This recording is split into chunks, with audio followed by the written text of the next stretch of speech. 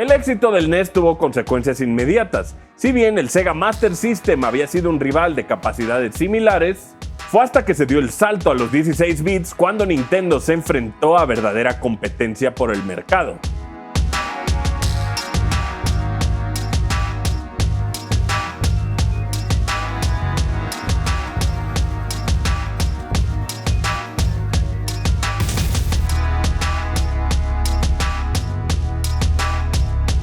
El PC Engine o TurboGrafx 16 de NEC fue la primera consola de 16 bits en llegar al público. Aunque su recepción en América fue bastante tibia, en Japón durante un breve tiempo robó las miradas. La verdad es que la consola era muy poderosa a comparación del NES. Era el mismo CPU, pero a 3 veces la velocidad prácticamente.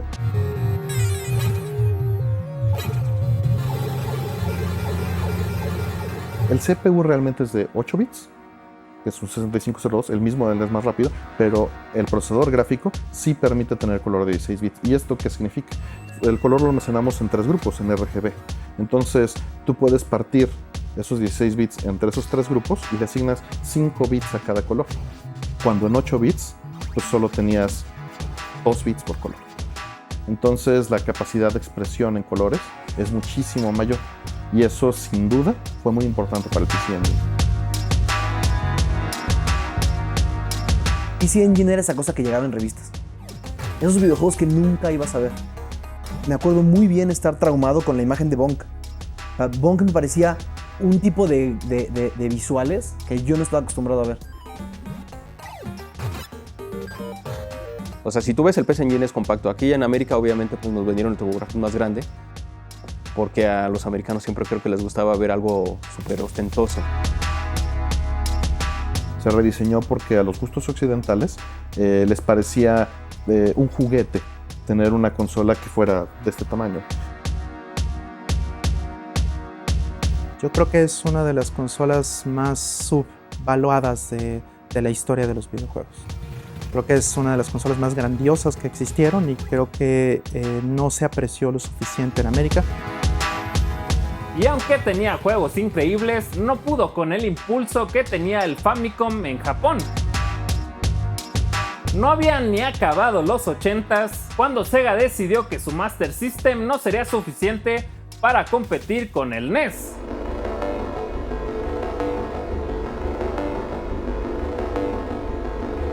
Sega Genesis o Mega Drive era el nombre del primer gran rival de Nintendo. Una consola que intentaba llevar la experiencia de las arcades a casa.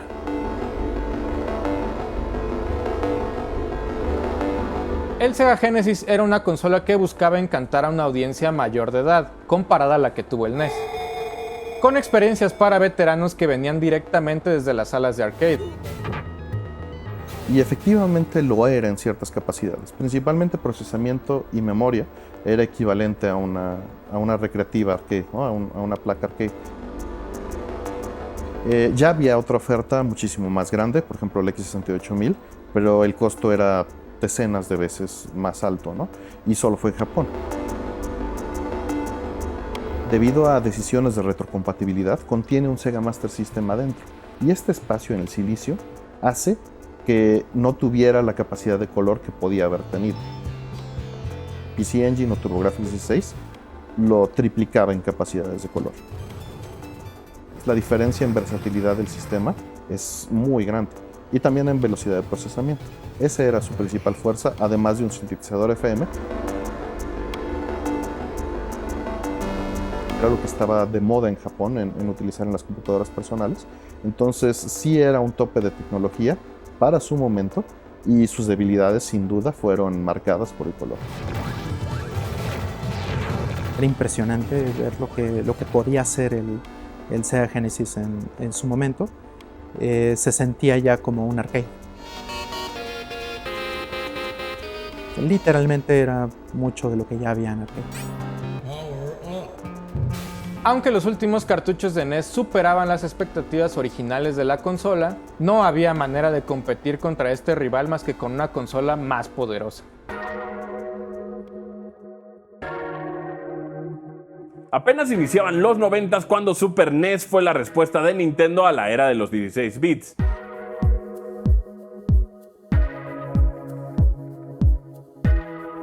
Encabezada por supuesto por su personaje más famoso, Mario.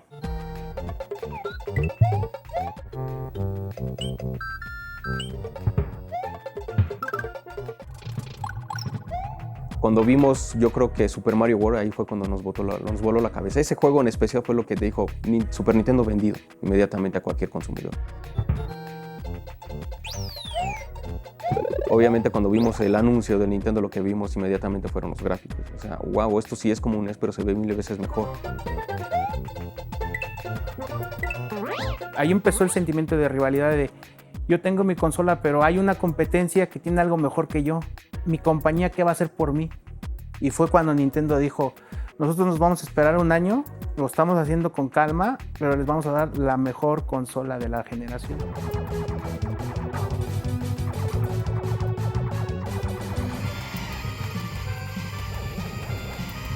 Hay muchísimos más colores, mejores gráficos, mejor música. El lanzamiento del Super NES estaba acompañado de un divertido tech demo llamado Pilot Wings, el cual presumía las capacidades únicas de la consola. Mode 7 sirve para hacer rotaciones de fondos. Eso permitía a los desarrolladores tener más herramientas a utilizar en la parte creativa. Mode 7 permitía utilizar un gráfico 2D que daba la apariencia de un 3D muy bien lograda, moviendo el plano. Generaba la posibilidad de crear juegos de carreras más impresionantes o simuladores de vuelo. Pero había una tridimensionalidad que empezaba a cambiar la forma en la que veíamos las cosas. Tú ves un Star Fox.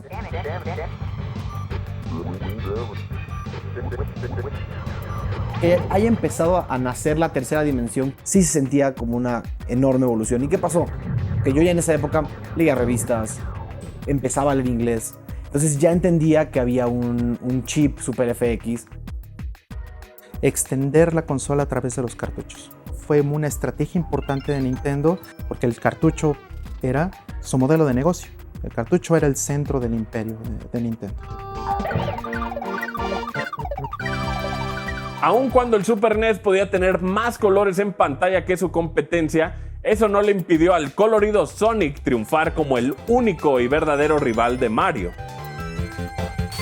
Había algo que me gusta del Sega Genesis, que te hacía sentir falsamente adulto. Tú jugabas Nintendo y sí era Yoshi y era Mario y un poco eran los juegos de niños con los que estábamos acostumbrados a jugar, pero Sonic era cool.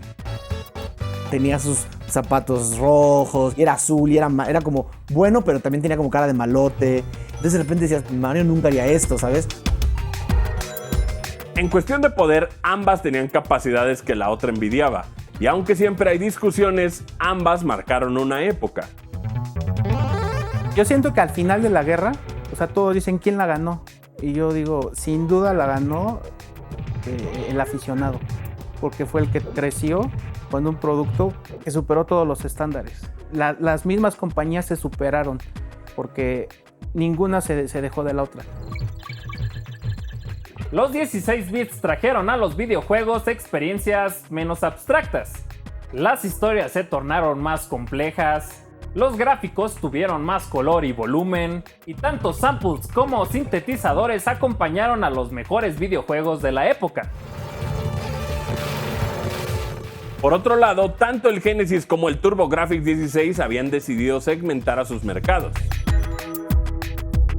ofreciendo periféricos que permitían jugar en un nuevo medio, el disco compacto. Este almacenamiento expandido de los CD-ROM se utilizó para cinemas, para tener anime interactivo. Y no solo eso, permitía más cosas en expresión gráfica en términos prácticos en el gameplay. Yo creo que lo más importante fue que añadieron muchísima más capacidad de memoria a los juegos. O sea, un CD te daba 650 megabytes. Eso era muchísimo para esa época. Entonces yo creo que los desarrolladores aprovecharon esta oportunidad para hacer sus juegos mucho más cinemáticos, para meter mejor calidad de audio. y querían ofrecer experiencias súper completas, ¿no? Y que dejar como de lado la experiencia arcade como por ofrecer historias mucho más densas, ¿no? La competencia solo benefició a los jugadores, quienes disfrutaron de una época inolvidable con grandes clásicos para todos los gustos. Juegos de plataforma, acción, RPGs, puzzles y hasta los primeros FPS.